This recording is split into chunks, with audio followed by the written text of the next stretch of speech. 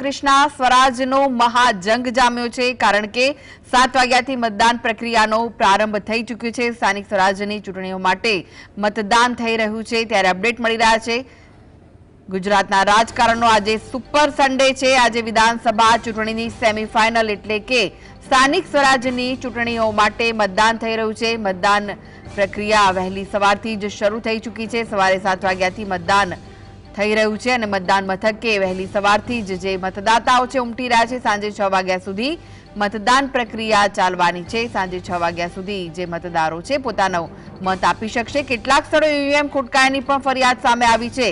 હજુ તો મતદાન શરૂ થઈને 1 કલાકનો જ સમય થયો છે અને ઈવીએમ ખોટકાવાની સમસ્યાઓ બહાર આવી। રાજનેતાઓ વહેલી સવારથી જ મતદાન શરૂ કર્યું છે। વોટિંગ કરી મતદારોને મતદાન કરવા માટે અપીલ કરી રહ્યા છે। તો જે નેતાઓ છે તેઓ પણ મતદાન મથકો પર પહોંચી રહ્યા છે। જીએસટીવી પર મતદાનનું મહાકવરેજ આપ દિવસભર આજે જોઈ શકો છો। સ્થાનિક સ્વરાજ્યની ચૂંટણીનો મહાજંગ શરૂ થઈ ચૂક્યો છે।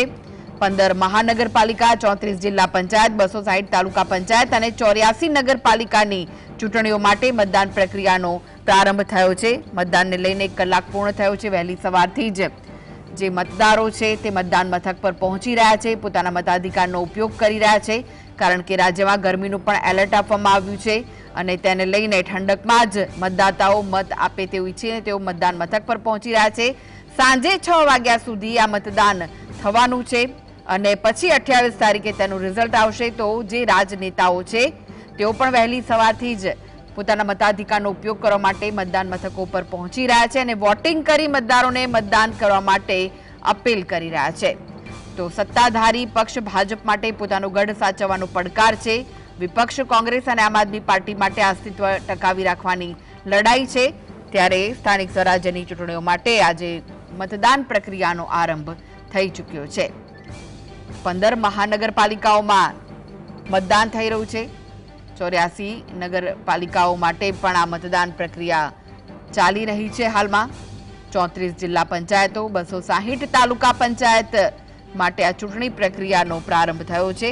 સવારે 7ના ટકોરેથી મતદાન શરૂ થઈ ચૂક્યું છે।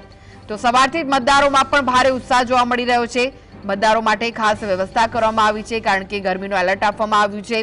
તો અમુક જગ્યાએ મતદારો માંગ કરી રહ્યા છે કે અહીંયા ગરમીને લઈને કોઈ વ્યવસ્થા નથી થઈ। અમુક મતદાન મથકો એવા છે કે જ્યાં કાળઝાળ ગરમી હોવા છતાં પણ મંડપો નથી બાંધવામાં આવ્યા તેવું મતદાતાઓ ફરિયાદ કરી રહ્યા છે।